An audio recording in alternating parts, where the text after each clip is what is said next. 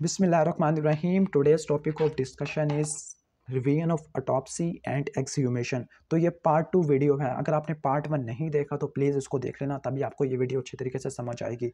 और आपको पता है कि पार्ट 1 कहाँ पे होगा, प्लेलिस्ट में जाना है फोरेंसिक मेडिसिन के वीडियोस में, या इसी वीडियो के नीचे या ऊपर शायद आपको मिल जाएगा। अब हम स्टार्ट कर रहे हैं रिमेनिंग पोर्शन का। तो पहला जो है आज का वो है autopsy as a dialogue with dead body. के टॉप्सी क्या होती है? टॉप्सी सिंपल एक डायलॉग होता है, किसके साथ?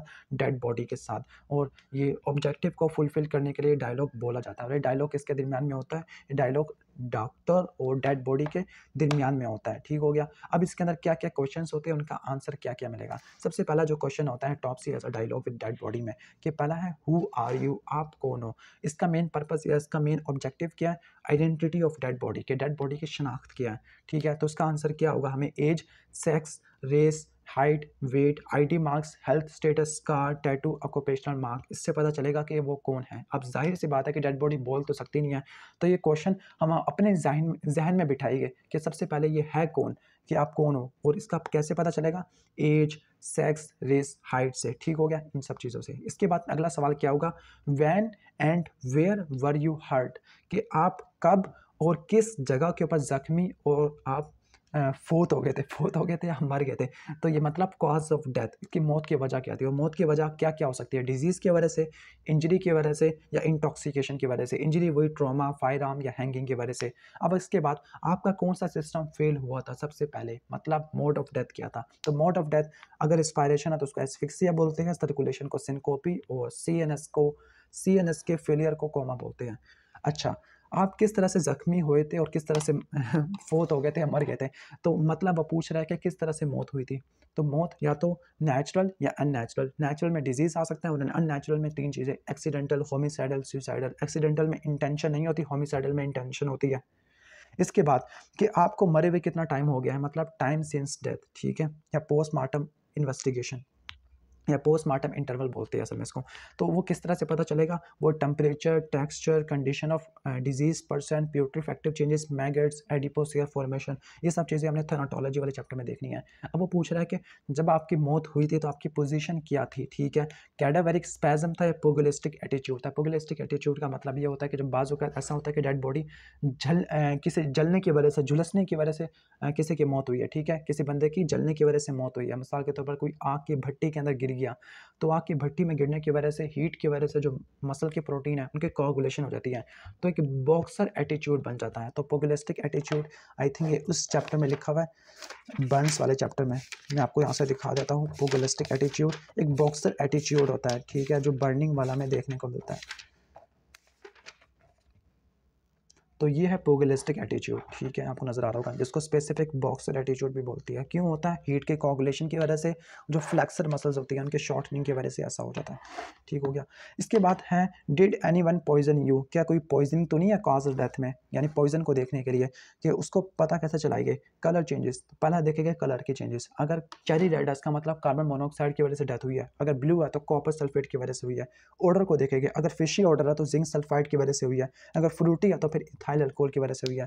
अगर किसी एसिड की वजह से हुई है, H2SO4 या HNO3, तो क्रोयन को देखेंगे। ठीक है, या इंजेक्शन, बाइट या स्टिंग मास के, जो सांप ने तो डस नहीं लिया, या इसके बाद कोई पॉइजनस फ्लूइड, टैबलेट या पाउडर के। बाजू का ऐसा होता है कि 20-20 गोलियां खा ली, नींद और दवाइयाँ, तो वो रिएक्शन करके बंदे की मौत भी करवा सकती है। इसके बाद नेक्स्ट है नेगेटिव या ऑब्सक्योर ऑटोप्सी या अनरिवार्डिंग ऑटोप्सी, कि मतलब पूरी ऑटोप्सी करने के बावजूद आपको जो ऑटोप्सी का मेन ऑब्जेक्टिव था, कॉज डेथ, वो ना मिले, तो उसको क्या बोलते हैं? नेगेटिव ऑटोप्सी बोलते हैं।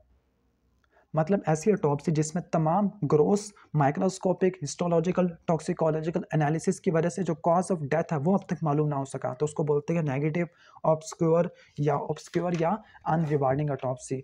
तो इसके नेगेटिव ऑटोप्सी के क्या क्या कॉजेज हो सकते हैं? नेगेटिव ऑटोप्सी के पहला कॉजेज ये है कि अगर ऑटोप्सी करने के बाद उसने हिस्ट्री नहीं ली, ऑटोप्सी करने से पहले हिस्ट्री नहीं ली, या जो मेडिकल एग्जामिनर है वो बिल्कुल हमारी तरह है, जिसकी ट्रेनिंग बिल्कुल भी नहीं है, या जो एग्जामिनेशन में उसने वक्फा ले लिया, ताखीर कर दी, लैप्सिस, ठीक है। नंबर 4 क्या होगा, इनसिग्निफिकेंट ट्रॉमा, के बाद वक्त ऐसा होता है कि जो छोटी सी चोट है उसकी वजह से भी मौत हो सकती है, लेकिन उसने इग्नोर कर दिया। उसने कहा होगा कि इनसिग्निफिकेंट ट्रॉमा या डिजीज़ है, कैसे मौत हो सकती है, कि बाद वक्त इनसिग्निफिकेंट ट्रॉमा या डिजीज़ ये भी मौत करवा सकते हैं। इसके बाद फाइनली क्या है, ट्रॉमा एट कंसील्ड साइट, के जो चोट लगी हुई थी किसी छुपी हुई जगह के ऊपर थी, लेटेंट साइट के ऊपर थी। अगर हिस्ट्री किन किन कंडीशन के अंदर ऐसा होगा, ठीक है, कि अगर हिस्ट्री नहीं ली तो कॉज ऑफ डेथ नहीं मिलेगा। फॉर एग्जांपल न्यूमोथोरेक्स, इसकी प्रॉपर हिस्ट्री होती है, एनाफिलैक्टिक शॉक है, वेगल इनहिबिशन है, एपिलेप्सी, इन कंडीशन के अंदर अगर ऑटोप्सी करे और अगर हिस्ट्री ना ली तो नेगेटिव ऑटोप्सी आ सकती है, इन 4 कंडीशन के अंदर, ठीक हो गया।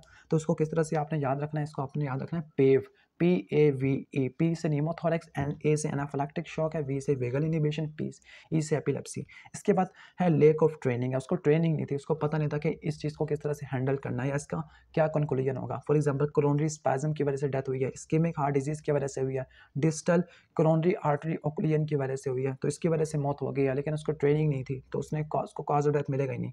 इसके बाद है लैप्सिस इन एग्जामिनेशन, कि एक्सटर्नल एग्जामिनेशन या इंटरनल एग्जामिनेशन या लेबॉरेटरी एग्जामिनेशन, इसमें क्या था, इसमें इसने वक्फा ले लिया, ताखीर कर दी, ठीक है, एग्जामिनेशन करने में। तो एक्सटर्नल एग्जामिनेशन के अंदर कौन कौन सी एग्जाम्पल आती है, इलेक्ट्रोक्यूशन मतलब बिजली के झटके की वजह से मौत हो जाना, इंट्राकार्डिक इंजेक्शन है, ड्रग एडिक्शन है, स्नेक, स्पाइडर, वास्प या स्कॉर्पियन बाइट है। जबकि इंटरनल एग्जामिनेशन के अंदर एयर एम्बोलिज्म, निमोथोरेक्स, कोरोनरी स्पैज्म है, डिस्टल कोरोनरी आर्टरी ओक्लूजन। इसको किस तरह से याद रखना है, इसको आपने याद रखना है ABCD से, ABCD से, लेकिन यहाँ पे जो B है वो P की तरह काम कर रहा है। A से एयर एम्बोलिज्म, B के बजाय P, निमोथोरेक्स, C से कोरोनरी स्पैज्म और D से डिस्टल कोरोनरी आर्टरी ओक्लूजन, ठीक है। डिस्टल कोरोनरी आर्टरी ओक्लूजन इसमें भी आता है, जबकि इसको आपने याद रखना है CID से। CID आपको पता है कि जो CID होती है काफ़ी ज़्यादा ट्रेन होती है, लेकिन हम इनको ट्रेन नहीं मानते, तो जो लेक ऑफ ट्रेनिंग है वो CID की वजह से होती है। कोरोनरी स्पैज्म है, इस्केमिक हार्ट डिजीज़ है और डिस्टल कोरोनरी आर्टरी ओक्लूजन है। जबकि उसका निमोनिक क्या होगा, उसका निमोनिक होगा पेव है, पेव, PAVE, ठीक है। P से निमोथोरेक्स, E से एनाफिलैक्टिक शॉक, V से वेगल इनहिबिशन, E से एपिलेप्सी। इसके बाद बाज़ औक़ात ऐसा होता है कि इनसिग्निफिकेंट ट्रॉमा भी है, उसकी वजह से भी मौत हो सकती है। फॉर एग्जांपल कंकशन है, फैट और एम्बोलिज्म की वजह से, डिलीरियम की वजह से, मायोकार्डाइटिस की वजह से या pathology of heart conductive system, इसकी वजह से भी डेथ हो सकती है। लेकिन अगर ये इनसिग्निफिकेंट है, उसको इनसिग्निफिकेंट लगे तो उसको कॉज ऑफ डेथ के अंदर मालूम नहीं करेगा। इसके बाद बाज़ औक़ात ऐसा होता है कि जो ट्रॉमा किसी लेटेंट साइट के ऊपर होता है, किसी छुपी हुई साइट के ऊपर होता है, मुख्फी साइट के ऊपर होता है, तो उसको पहचाना बड़ा मुश्किल होता है, उसको डिटेक्ट करना बहुत मुश्किल होता है। For example fire arm injury, fire arm injury का मतलब असलहा बारूद से चोट लगी है, तो नॉस्ट्रिल में, एयर में, पैलेट में इंजरी हो गई है, या जो सुसाइड किया है तो उसकी वजह से एटलांटो एक्सियल जॉइंट की डिसलोकेशन हो गई है, स्पाइनल कॉर्ड डैमेज हो गया, इसकी वजह से भी मौत हो सकती है। लेकिन ये मौत लेटेंट है, कॉन्सील्ड साइट के ऊपर है, छुपी हुई है, ठीक है। तो ये तो हो जाएगा नेगेटिव ऑटोप्सी। और नेगेटिव ऑटोप्सी बहुत मर्तबा आया है, यहाँ पर आप देख सकते हो 5 टिक्स लगाए हुए हैं, तो उसको आपने नहीं छोड़ना इसके कॉजेज़ को, और मैंने निमोनिक्स भी बता दिया है, निमोनिक्स से आपने इसको याद करना है, ठीक है। इसके बाद है ऑटोप्सी रूम। अब ऑटोप्सी रूम रिलेटिवली इंपॉर्टेंट नहीं है, लेकिन आप एक चीज़ को याद रख सकते हो कि जो सेफ़ जो कॉर्प्स स्टोरेज है उसके लिए टेम्परेचर कितना होना चाहिए, ऑटोप्सी करने से पहले और ऑटोप्सी के बाद। ऑटोप्सी से पहले +4 से ज़्यादा नहीं होना चाहिए, और ऑटोप्सी के बाद -20, ठीक है। तो आपने इन दोनों वैल्यूज़ को याद रखना है। इसके बाद जो अगला सवाल है वो 3 मरतबा पास पेपर में आ चुका है, वो है हैज़र्ड्स ऑफ ऑटोप्सी रूम, कि जो ऑटोप्सी रूम है उसके क्या क्या हैज़र्ड्स हो सकते हैं। अब साफ सी बात है कि जो बंदा मर चुका है, जो डेड बॉडी है, उसका तो क्या नुकसान पहुंचना। अब जो ऑटोप्सी करेगा फोरेंसिक मेडिकल प्रैक्टिशनर या एग्जामिनर, उसी को चोट वगैरह लगने के चांसेस है, तो कौन क्या क्या हैज़र्ड्स या खतरात होते हैं। पहला मैकेनिकल, दूसरा बायोलॉजिकल, नंबर 3 है chemical, electrical and the radiation hazards. अब पहला है मैकेनिकल हैज़र्ड्स। मैकेनिकल हैज़र्ड्स का मतलब होता है कि बाज़ औक़ात फ़र्श गीला होने की वजह से वो गिर ना जाए और उसका हड्डी ना टूट जाए, या नीडल प्रिक है। इसके बाद के शार्प इंस्ट्रूमेंट यूज़ करने की वजह से हाथ के ऊपर कट लग गया, या कोई हॉट इंस्ट्रूमेंट या बॉइलिंग वाटर बाथ की वजह से उसका हाथ जल गया, ठीक है। या जो लाश थी वो काफ़ी ज़्यादा भारी थी जिसकी वजह से उसका पट्टे अकड़ गए बैक के। इसके साथ साथ ये हो सकता है कि जो वो क्या कर रहा था, स्कल कैप को तोड़ रहा था, स्कल कैप में क्या कर रहा था, अलहदा कर रहा था बेस से, जैसे यहाँ पे था, यहाँ पे आप देख सकते हो स्कल वाल्ट को बेस से सेपरेट कर रहा था, तो वो आरी से कर रहा था, तो आरी से करते हुए कोई हड्डी का टुकड़ा उसकी आंख में चला गया और कॉर्निया को डैमेज कर दिया, ठीक हो गया। तो ये मैकेनिकल हैज़र्ड है। जबकि बायोलॉजिकल हैज़र्ड में बैक्टीरिया, वायरस और फंगल इन्फेक्शन है। बैक्टीरियल इन्फेक्शन में क्या क्या देखने को मिलेगा, बाज़ वक़्त ऐसा होता है कि टीबी की वजह से मौत होती है, तो उसका इन्फेक्शन ना फैल जाए, कि सेप्टिसेमिक ना हो जाए, पाइमिक डेड बॉडी ना, या कैविटी में प्यूट्रिफिकेशन की वजह से प्रूलेंट फ्लूइड होता है, एब्सेसेस होते हैं इंटरनल ऑर्गन के, स्पेसिफिक इन्फेक्शन कौन कौन सा है। तो आपने इसको किस तरह से याद रखना है, इसको टाल्ट से इसको आपने LAT से, लेड से याद रखना, लेड से। L से लेप्रोसी है, A से एंथ्रेक्स है, T से ट्यूबरक्लोसिस है। जो ट्यूबरक्लोसिस और लेप्रोसी है दोनों माइकोबैक्टीरियम की वजह से होता है, जबकि टाइफाइड, पैराटाइफाइड ये साल्मोनेला टाइफी की वजह से होता है। वायरल इन्फेक्शन हेपेटाइटिस, एड्स से तो बचना चाहिए, और फंगल इन्फेक्शन है। जबकि केमिकल हैजर्ड्स क्या क्या हो सकती है कि एंटीसेप्टिक है, डिसइंफेक्टेंट है, उसकी स्किन जल सकती है, ठीक है, अगर कॉन्टैक्ट हो गया। आयोडीन, फिनोल या डिटोल है। या फिक्सेटिव क्या है, प्रिजर्वेशन के लिए कि अगर हमारी स्किन अगर फिक्सेटिव से कॉन्टैक्ट कर लिया हमारी स्किन ने तो हमारी स्किन चिपक जाएगी। फॉर एग्जांपल ये मेरा हाथ है, अगर मैं यहाँ पर ग्लू से लगाए रखूँ तो ये 15 मिनट के बाद ये चिपक जाएगा, ठीक है। इलेक्ट्रिकल हैजर्ड्स क्या हो सकती है कि अगर एपरेटस फॉल्टी था, फॉल्टी अप्लाइंसेस थे, या मेटालिक अटॉप्सी टेबल थी, या वेट फ्लोर था, इसकी वजह से बिजली का झटका ना लग जाए, इलेक्ट्रोक्यूशन ना हो जाए। रेडिएशन हैजर्ड्स, इलेक्ट्रोमैग्नेटिक रेडिएशन है, या आयनाइजिंग रेडिएशंस है, जो किसी थेरापेटिक रेडियो एक्टिव आइसोटोप से प्रोड्यूस हो सकती है। जब हम करते थे सिटी स्कैनिंग या MRI तो उसकी वजह से रेडिएशंस का भी आपको सामना करना पड़ सकता है। तो radiation hazards, chemical hazards, electrical hazards, biological hazards, mechanical hazards, ये तमाम हैजर्ड्स है जो ऑटोप्सी रूम में फॉरेंसिक मेडिकल प्रैक्टिशनर को फेस करने होते हैं। इसके बाद autopsy rate and autopsy index. अब ऑटोप्सी रेट का मतलब है कि जितनी जितनी मौत हुई है और उतनी मौत में से कितने की ऑटोप्सी हुई है, चाहे कोई भी टाइप की ऑटोप्सी हो तो उसको बोलते हैं ऑटोप्सी रेट। मतलब अगर 100 मौत हुई है और 100 में से 50 की ऑटोप्सी हुई है, चाहे जो मर्जी ऑटोप्सी हो, तो ऑटोप्सी का रेट क्या है, 50% है, तो उसको बोलते हैं ऑटोप्सी रेट। दूसरा होता है ऑटोप्सी इंडेक्स। ऑटोप्सी इंडेक्स का मतलब है 100 मौत हुई है, 100 अमवात हुई है, उसमें से 50 की ऑटोप्सी हुई है, 50 में से भी सिर्फ 25 की मेडिको लीगल ऑटोप्सी हुई है, तो टोटल में से यानी 25% की क्या हो रही है, ऑटोप्सी इंडेक्स है, यानी 25% की फोरेंसिक ऑटोप्सी या मेडिको लीगल ऑटोप्सी हो रही है, तो उसको बोलते हैं ऑटोप्सी इंडेक्स। यानी इन शॉर्ट जो ऑटोप्सी इंडेक्स है वो सिर्फ फोरेंसिक ऑटोप्सी के लिए स्पेसिफिक है। ऑटोप्सी रेट तमाम ऑटोप्सी के लिए, चाहे वो फोरेंसिक हो, चाहे मेडिकल हो, चाहे पोस्टमार्टम एग्जामिनेशन हो, चाहे साइकोलॉजिकल हो, चाहे वर्चुअल हो, चाहे नेगेटिव ऑटोप्सी हो, ठीक हो गया। इसके बाद सबसे इंपॉर्टेंट सवाल इस चैप्टर का वो है आर्टिफैक्ट्स। अब आर्टिफैक्ट्स होता क्या है, आर्टिफैक्ट दो चीज़ों को मिलाने से बना है, एक है आर्टी, दूसरा फैक्टम। आर्टी का मतलब आर्ट और फैक्टम का मतलब प्रोड्यूस कर देना। अब होता क्या है, ये वो फाइंडिंग्स हैं जो किसी डेड बॉडी के अंदर आ जाती है। जब कोई बंदा पोस्टमार्टम एग्जामिनेशन कर रहा होता है तो उस पोस्टमार्टम एग्जामिनेशन में कुछ ऐसी फाइंडिंग्स होती है या कुछ ऐसे फीचर्स होते हैं जो उसको मिस इंटरप्रेट कर देते हैं about the cause of death. मिसाल के तौर पर था उसका, यानी हुआ कुछ और था लेकिन वो कुछ और समझ लेगा, ठीक हो गया। यानी किसी गलती की वजह से कोई चीज़ आ गई डेड बॉडी के ऊपर तो उसने इसको गलत समझ लिया, मिस इंटरप्रेट कर लिया। तो जो गलत फाइंडिंग तलाश कर लेना किसी चेंजेस की वजह से, तो उसको बोलते हैं आर्टिफैक्ट या पोस्टमार्टम आर्टिफैक्ट हो गया। अब जो आर्टिफैक्ट होते हैं डिपेंडिंग अपॉन किस टाइम पे हुआ है, कुछ आर्टिफैक्ट होते हैं जो टर्मिनल डाइंग पीरियड पर, जब मौत हो जब तकरीबन जो हालत नज़ा होता है, मौत आने वाली होती है उस टाइम पे, ठीक है। तो फॉर एग्जांपल पहला है एगोनल क्लास में। एगोनल क्या मतलब होता है कि जब मौत के वक्त क्या होगा, जो स्टोमक के कंटेंट है, फॉर एग्जांपल इसने खाना खाया हुआ है तो स्टोमक के कंटेंट रिगर्गिटेट करेगा। रिगर्गिटेट और एस्पायरेशन, रिगर्गिटेट का मतलब वापस बैक फ्लश कर देना, और एस्पायरेशन का मतलब आपने एयर पैसेज में इनको इनहेल कर लिया, ठीक है। अब हुआ इसको एगोनल था, यानी जो स्टोमक के कंटेंट की रिगर्गिटेशन और एस्पायरेशन थी, लेकिन जो बंदा था वो मिस इंटरप्रेट करेगा, वो ये कहेगा कि मौत इसकी चॉकिंग की वजह से हुई है। रिससिटेशन की वजह से क्या आर्टिफैक्ट हो सकते हैं, रिससिटेशन का मतलब कार्डियोपल्मोनरी रिससिटेशन, CPR परफॉर्म करते वक्त। जब CPR परफॉर्म करते हैं तो फिर चेस्ट वाल की या ब्रूज या चेस्ट वाल या हार्ट के बाद ब्रूजेस देखने को मिलते हैं, तो वो उसको किस तरह से मिस इंटरप्रेट करेगा, वो कहेगा इसको वायलेंस हो गया। या रिब्स या स्टर्नम का फ्रैक्चर है तो कहेगा इसको तशद्दुद किया गया। इंजेक्शन मार्क्स है लिम्स के ऊपर, चेस्ट के ऊपर, नेक के ऊपर, जो लाइफ को सेव करने के लिए दिए जाते हैं, तो फिर वो कहेगा इसको कैसे मिस इंटरप्रेट करेगा, वो ये सोचेगा कि इसको एडिक्शन या वायलेंस है। सिचुएशनल क्या है, फॉर एग्जांपल टाइट कॉलर पहनने की आदत है तो उसकी वजह से नेक के ऊपर कोई ग्रूव खड्डा सा बन गया है, तो वो ये समझेगा कि इसकी मौत हुई है लाइगेचर मार्क की वजह से, फांसी के फंदे की वजह से हुई है, ठीक है। हैंडलिंग का मतलब उसको हैंडल करना, तो उसको हैंडलिंग में क्या क्या आर्टिफैक्ट आ सकते हैं, फॉर एग्जांपल उसको हैंडल करने में फॉल्स ब्रूजिंग होगी। फॉर एग्जांपल जो डेड बॉडी थी वो काफ़ी ज़्यादा हैवी थी और जो बंदा था वो बिल्कुल मेरे जैसा पतला सा था, तो गलत हैंडलिंग की वजह से क्या हुआ, ब्रूजेस आ गई ऑक्सीपिटल रीजन में, तो वो ये समझेगा कि हेड की इंजरी हुई है। या कोई सर्वाइकल स्पाइन का फ्रैक्चर हो गया तो वह कहेगा कि क्या हो गया, वायलेंस, तशद्दुद हुआ है। या डिसलोकेशन हो गया शोल्डर की, हिप की, या रिगर मोर्टिस की ब्रेकेज है तो वो उसको मिस इंटरप्रेट करेगा। इसके बाद है डिकम्पोजिशन की वजह से क्या क्या आर्टिफैक्ट आ सकते हैं। पहला है ब्लॉटमेंट का मतलब होता है जो एब्डोमेन की स्वेलिंग हो जाना गैस के बढ़ने की वजह से। अब जो प्यूट्रिफिकेशन होती है जिसको डिकम्पोजिशन भी बोलते हैं, प्यूट्रिफैक्शन की वजह से जो गैसेस प्रोड्यूस होती है, for example carbon monoxide, methane वगैरह, हाइड्रोजन सल्फाइड, तो ये गैस एब्डोमेन के अंदर, चेस्ट के अंदर जमा होना शुरू हो जाती है, तो वही बंदा ये समझेगा कि वो बंदा मोटा हो गया, ठीक है। या माउथ या नोज में फ्लूइड आना शुरू हो गया प्यूट्रिफैक्शन की वजह से, तो वही समझेगा कि पॉइजनिंग या वायलेंस है। या हाइपोस्टेसिस हो गई है, तो वही समझेगा कि ब्रूज है, जबकि हाइपोस्टेसिस इंट्रावेस्कुलर होती है, ब्रूज एक्स्ट्रावेस्कुलर होता है, ठीक हो गया। या कोई आर्टिफैक्चुअल हेमरेज हो गया टिश्यू में या कैविटी में, तो ये समझेगा कि वायलेंस है। राइट हार्ट में या में बबल्स आना शुरू हो गया प्यूट्रिफैक्शन की वजह से, तो वही समझेगा एयर एम्बोलिज्म है। एसिड की डाइजेशन की वजह से क्या होगा, स्टोमक का रप्चर हो गया, तो वही समझेगा कि क्रॉसिव पॉइजनिंग है, H2SO4 लिया हुआ है।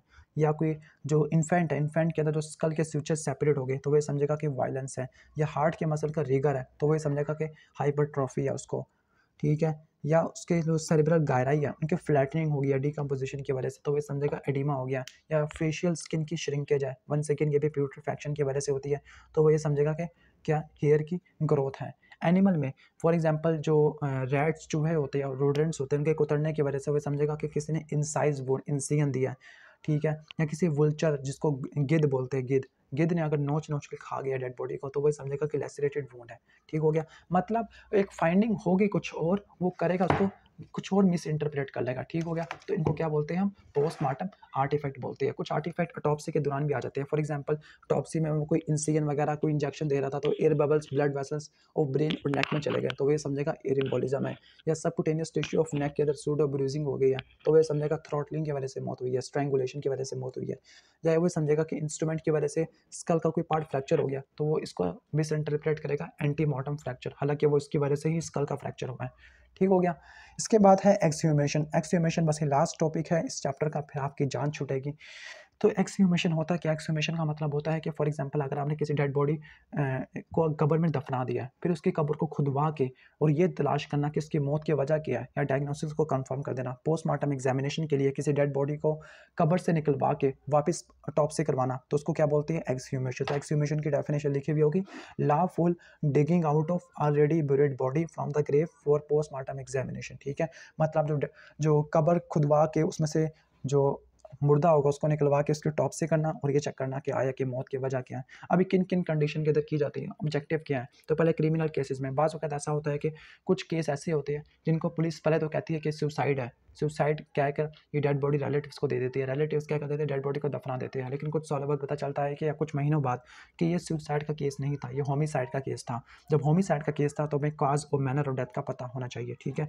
या कोई क्रिमिनल अबॉर्शन हुआ है या क्रिमिनल नेग्लिजेंस हुई है, तो इसकी वजह से मौत हो गई है, तब भी इसमें करते हैं, ठीक हो गया। बाज़ वक़्त ऐसा होता है कि कोई हमें नई चीज़ मिली है, ठीक है, जो उस केस के ऊपर कोई ना कोई लाइट डाल देगी। लाइट डालने का मतलब, रोशनी डालने का मतलब क्या हुआ, वो कुछ ना कुछ दूसरा हिंट दे रही है। फॉर एग्जांपल डेड बॉडी से क्या मिला, बुलेट मिला है। अगर वो बंदा किसी फायर आर्म से किल हुआ होगा तभी बुलेट मिलेगा ना, ऐसे थोड़ी बुलेट मिलेगा। तो उसको चेक करने के लिए ये क्रिमिनल केसेस को सॉल्व करने के लिए एक्सह्यूमेशन करते हैं। दूसरा है सिविल केसेस। सिविल केसेस में किन किन के अंदर, पहला है आइडेंटिफिकेशन के लिए। आइडेंटिफिकेशन किसके लिए, एक्सीडेंटल डेथ क्लेम के लिए, इंश्योरेंस के लिए, या कोई कंपनसेशन क्लेम के लिए, या कोई प्रोफेशनल नेग्लिजेंस है उसकी सज़ा देनी है, सर्वाइवरशिप है, या इनहेरिटेंस क्लेम है, डिस्प्यूटेड आइडेंटिटी है, या कोई जो डेड बॉडी है, ठीक है। या कभी कभार ऐसा होता है कि एक कब्र किसी के दूसरी है लेकिन इसमें दफनाया किसी और को है, फ्रॉड से किसी को दफना दिया, ठीक है। तो उसके लिए भी की जाती है सिविल केसेस के लिए एक्सह्यूमेशन। क्रिमिनल केसेस के लिए आपको मैंने बता दिया है। इसके बाद है ऑथराइजेशन। ऑथराइजेशन का मतलब अथॉरिटी लेटर या जो इसका इजाज़तनामा होता है। इजाज़तनामा कहाँ कहाँ से आ सकता है, first class magistrate, district magistrate, sub divisional magistrate और एग्जीक्यूटिव मजिस्ट्रेट। प्रोसीजर क्या है, सबसे पहले क्या करेंगे, तमाम प्रिपरेशन करेंगे। जैसे आपको पता है कि कब्र खुदवाने के लिए जो एक फावड़ा होता है और जो तमाम चीज़ें वगैरह, तो ये पूरी प्रिपरेशन करेंगे। और ग्रेव यार्ड अथॉरिटी का मतलब है जो कब्रिस्तान के निगरान वगैरह चौकीदार होते हैं, जो गौरकन होता है उसके साथ रिलेटिव्स और जो फ्रेंड्स होते हैं उनको साथ मिलकर आइडेंटिफिकेशन करते हैं। कब्र की सबसे पहले निशानदेही करते हैं। निशानदेही करने के बाद डेड बॉडी को निकालते हैं, और डेड बॉडी को निकालने के बाद जहाँ पे उसको दफनाया था, तो उस जगह से, उस कब्र के ऊपर से, उसके नीचे से, उसके साइड से और दूसरी जगह से हम मिट्टी के सैंपल लेके इस मिट्टी के सैंपल को इन्वेस्टिगेट करेंगे और फाइनली ऑटोप्सी के एग्जामिनेशन करेंगे, एक्सटर्नल एग्जामिनेशन, इंटरनल एग्जामिनेशन, और वही सब चीज़ें हैं, ठीक हो गया। इसके बाद है प्रिकॉशन। अब ये चूँकि अब हम एक्सह्यूमेशन कर रहे हैं, तो उसको हमने डे लाइट में परफॉर्म करना है। प्रॉपर वेंटिलेशन होनी चाहिए, ठीक है, ताकि बंदा आराम से उसको बर्दाश्त कर सके। फेस मास्क होना चाहिए, KMNO4 वगैरह और ग्लव्स वगैरह यूज़ करना चाहिए, क्योंकि गलने सड़ने की वजह से इतनी गंदी बदबू प्रोड्यूस हो जाती है। डिसइंफेक्टेंट को स्प्रे करना चाहिए। इसके साथ साथ विटनेस वगैरह भी होना चाहिए, ताकि विटनेस किस चीज़ के लिए, जो जिसने कब्र की निशानदेही की है, कोफिन का मतलब ताबूत वगैरह, और डेड बॉडी की निशानदेही के लिए, ताबूत की निशानदेही के लिए, डेड बॉडी की निशानदेही के लिए और कब्र की निशानदेही के लिए एविडेंस चाहिए, ठीक है। और इसके बाद फाइनली इसके बाद हैंड्स को वॉश करना चाहिए और डिसइंफेक्टेंट करना चाहिए। लिमिटेशन क्या, लिमिटेशन यानी क्या क्या इसका महदूद वगैरह, महदूद नहीं, क्या क्या हदूद हैं, यानी क्या क्या लिमिटेशंस है, ये पास्ट में आ चुका है। तो पहला यह है टाइम लैप्स, कि फॉर एग्जांपल आपको पता है कि 1 साल पहले दफनाया था और अब निकाला, तो इतना ज़्यादा गल सड़ गई होगी बॉडी, डिकम्पोजिशन होगी। तो डिकम्पोजिशन होने की वजह से जो सॉफ्ट टिश्यू फाइंडिंग है वो ख़त्म हो जाती है, और इसका एक प्रॉपर टाइम लिमिट होता है। लेकिन पाकिस्तान के अंदर कोई टाइम लिमिट सेट नहीं किया गया, पाकिस्तान और इंडिया के अंदर, ठीक हो गया। इसके साथ साथ ये हो सकता है कि एक्सह्यूमेशन की वजह से पोस्टमार्टम आर्टिफैक्ट हो गया है, या इन्वायरमेंटल डिजीज कंडीशन है, टॉक्सिकोलॉजिकल एग्जामिनेशन खत्म हो जाती है, या जो बंदा है वो इनएक्सपीरियंस है, अनट्रेंड है, तो वो उसको मिस इंटरप्रेट कर लेगा। तो यह था बेसिक ओवरव्यू। अगर वीडियो पसंद आई हो तो उसको लाइक और चैनल को सब्सक्राइब कर दीजिएगा। Thanks for watching this video. अल्लाह हाफिज़।